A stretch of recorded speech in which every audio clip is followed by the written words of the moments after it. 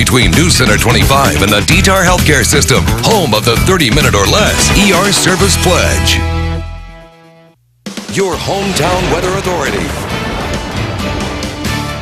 Hey, good evening, folks. Chief Meteorologist Bill Alexander. Hey, you remember that upper-level disturbance that was swirling out here in the Permian Basin last night? Well, it's now swirling out here in north-central Texas, and it's having a direct impact on our weather pattern in several different ways. Let's explain.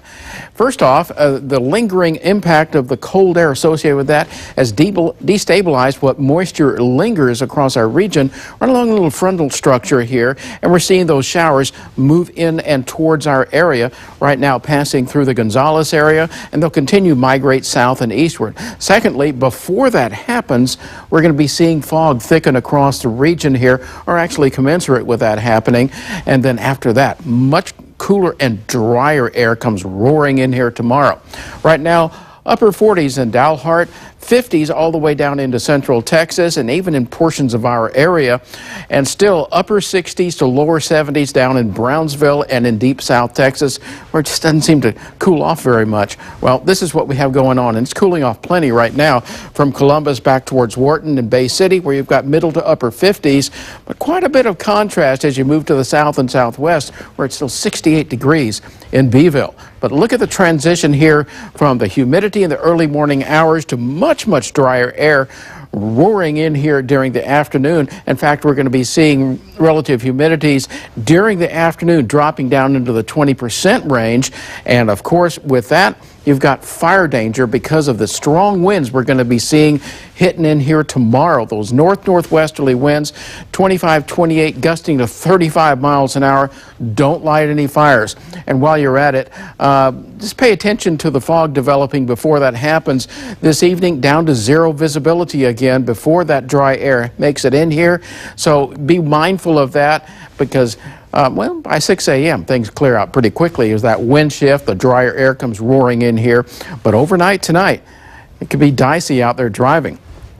Here's where that front is right now, and you're going to see that moving on in here in the early morning hours. Then strong northerly winds come in behind that with that substantial drying. In the upper atmosphere, that little last vestige of that upper level disturbance moves through here, say about midnight to 1 a.m. And as it does so, it begins to clear out any precipitation chances. But this whole system is a monster. It really intensifies over the southeastern U.S., and that's where they're going to have not only severe weather, but flooding potential from Florida all the way up into the mid-Atlantic Thursday into Thursday night.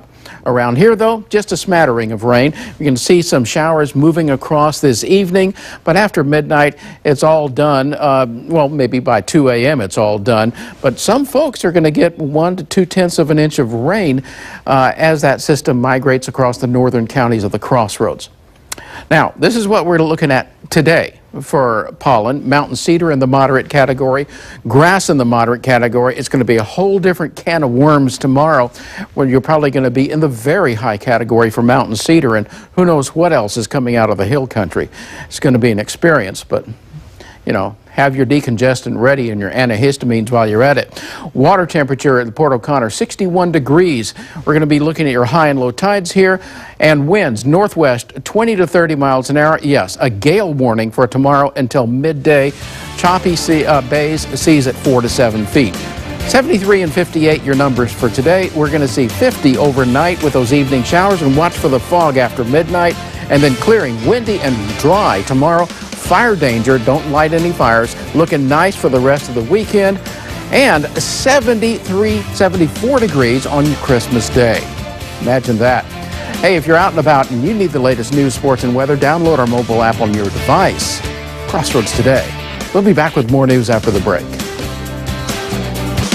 The Allergy Report is sponsored by Rogers Pharmacy and Rogers Home Medical Equipment.